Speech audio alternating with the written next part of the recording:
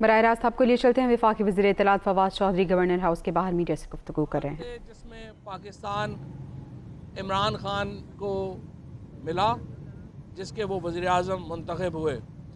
Current account deficit جو تھا وہ $20 بلین کے اوپر کھڑا ہوا تھا۔ فورن جو لونز تھے اس میں $7 بلین کا ہر سال اضافہ ہو رہا تھا، اور ہم نے اسی سال جس دن پرائم منسٹر نے بھی حلف لیا تھا، ہم نے $10 بلین جو ہے وہ واپس کرنا تھا۔ ایک بالکل معاشی طور کے اوپر تباہ حال ملک جو ہے وہ پاکستان تحریک انصاف کو ملا، جس پر انہوں نے ایک اینٹ کے اوپر اینٹ رکھ کر برک بائی برک جس کو ہم انگریزی میں کہتے ہیں، ہم نے پاکستان کی معیشت کو صحیح کیا۔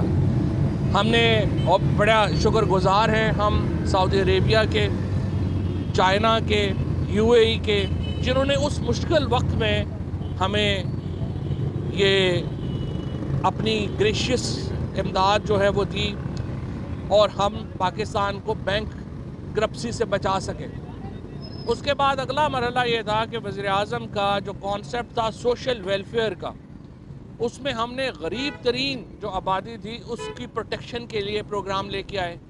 احساس کا پروگرام ہم نے شروع کیا، اور یہ پروگرام ابھی شروع ہی کر رہے تھے تو کرونا آ گیا، اور کرونا نے ہماری جو معاشی طور کے اوپر جو پاکستان کی سٹیبلٹی تھی اس کو بہت نقصان پہنچا۔ لیکن اللہ کا شکر ہے کہ پاکستان ان چند ملکوں میں ہے جنہوں نے کرونا کا بہت بہتری سے مقابلہ کیا، بہت اچھے طریقے سے مقابلہ کیا، اور آج اکانومسٹ کہتا ہے کہ پاکستان دنیا میں ان 3 ملکوں میں شامل ہے جہاں پہ نارمل لائف بحال ہو سکی کرونا کے بعد سب سے تیزی سے جن 3 ملکوں میں پوسٹ کرونا نارمل لائف بحال ہوئی ان میں پاکستان شامل ہے، اور یہ بھی وزیر اعظم عمران خان کی قیادت اور PTI کی ایک جدوجہد تھی جس سے ہم اس پر قابو پا سکے، اتنی بڑی بلا پر قابو پا سکے۔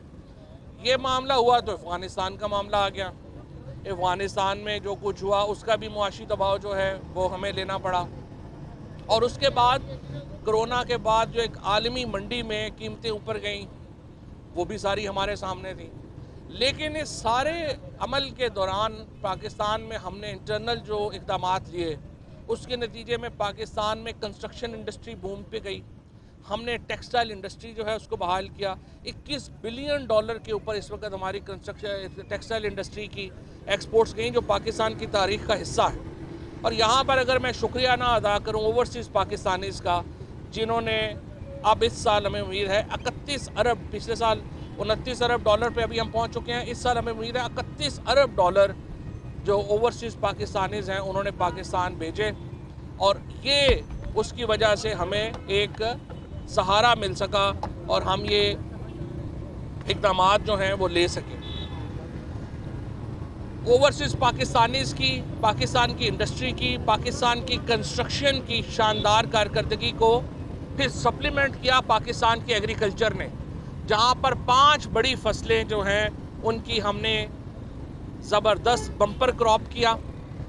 گندم ریکارڈ گندم پیدا ہوئی، چاول ریکارڈ چاول پیدا ہوا، گنا ریکارڈ چاول گنا جو ہے وہ پیدا ہوا، اور اس سال میں آپ کو بتاؤں کہ گنے کا یعنی شوگر کا جو ٹیکس ہے اس وقت وہ 40% زیادہ ہے پچھلے سال سے، تو آپ اندازہ لگا سکتے ہیں کہ کتنی اس میں گروتھ ہوئی۔ ہمیں پھر موقع ملا کہ ہم اس گروتھ سے، یہ جو پاکستان کے اندر ترقی ہوئی، اب ہم مڈل کلاس کو ریلیف دے سکیں، اور کل الحمدللہ جو وزیر اعظم نے جس پیکج کا اناؤنس کیا ہے اس کے نتیجے میں پاکستان کی جو سفید پوش کلاس ہے، پہلے ہم نے ان کو صحت کارڈ دیا، میڈیکل کا تمام خرچہ حکومت نے اپنے ذمہ لیا، اور اس کے بعد کل ہم نے تیل اور بجلی کی قیمتوں میں ایک ایسے وقت میں جب پوری دنیا میں قیمتیں اوپر جا رہی تھیں یوکرین اور روس کی لڑائی کی وجہ سے، ہم نے وہ قیمتیں جو ہیں وہ نیچے لے کے آئے۔ اب آج کا جو انڈسٹریل پیکج ہے یہ بھی بنیادی طور کے اوپر ہماری جو مڈل کلاس ہے اس کو اس کا فائدہ ہوگا، کیونکہ اس کے نتیجے میں نوکریاں بڑھیں گی، اس کے نتیجے میں انڈسٹری ایکسپینڈ ہوگی، اور پاکستان میں جو شخص BA پاس ہے اس وقت، گریجویٹ ہے، اس کو $30,000 گورنمنٹ آف پاکستان جو ہے وہ وظیفہ دے رہی ہے، انٹرنشپ دے رہی ہے گھر بیٹھے ہوئے، تاکہ وہ، اور پھر اس کے ساتھ ہم ان کو लोन्स लेके आ रहे हैं उनके लिए कि वो अपने कारोबार शुरू कर सकें।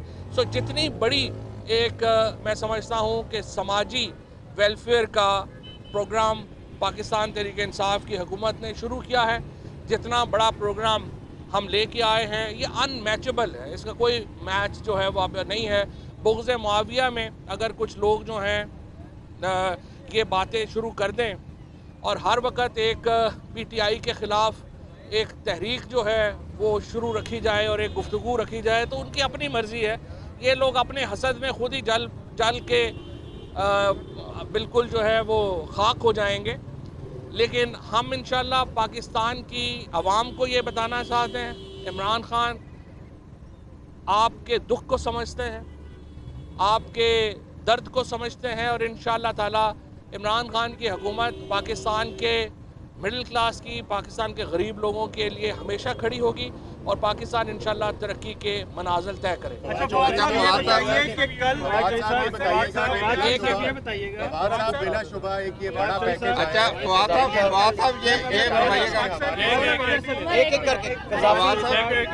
मियां साहब आप करें क्या आप करें? फवाद साहब ये बताइएगा कि अपोजिशन जो है वो आपके सामने एक तरफ इस्लामाबाद कराची से लॉन्ग मार्च में शुरू कर रहे हैं, दूसरी तरफ पंजाब में सूरत हाल आपके सामने है, जोड़ तोड़ की सियासत है, गवर्नमेंट क्या कर रही है? क्योंकि कुछ अलाइज जो है वो ये भी कहते हैं कि गवर्नमेंट तो रब्ता ही नहीं हमसे करती।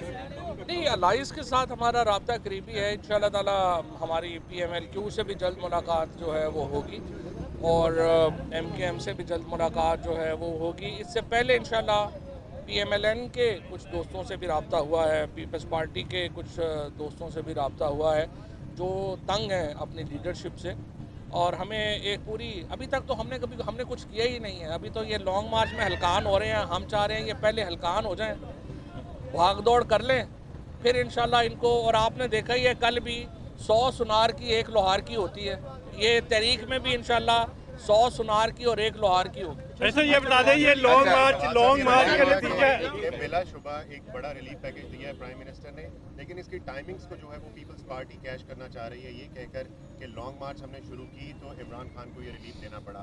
आपको क्या लगता है कि ये रिलीफ लॉन्ग मार्च से पहले देना चाहिए था या टाइमिंग्स दुरुस्त हैं? हमने तो पीपल्स पार्टी के लॉन्ग मार्च को देखा भी नहीं, पता नहीं बेचारे हो। मैंने देखा था एक गधा गाड़ी के ऊपर एक लीडर जो है वो दौड़ रही थी, वो लॉन्ग मार्च था शायद। इन्हीं का पीपल्स पार्टी वालों को तो बेचारों को, जब तक आपने देखा पुलिस की गाड़ियों के ऊपर झंडे लगाए हुए हैं, जो हमारी ये फायर ब्रिगेड है उसके ऊपर जो है वो बांस पड़े हुए हैं। अगर इस लॉन्ग मार्च से किसी ने मुतासर होना है तो बिलावल साहब ने ज़िंदगी में कभी चूँकि पॉलिटिक्स की नहीं है, उन्हें चाहिए कि ज़रा पुराने बीबी के और उनके लॉन्ग मार्चेस के ज़रा वीडियोस उठा के देखें, उनको भी लॉन्ग मार्च करना आ जाए।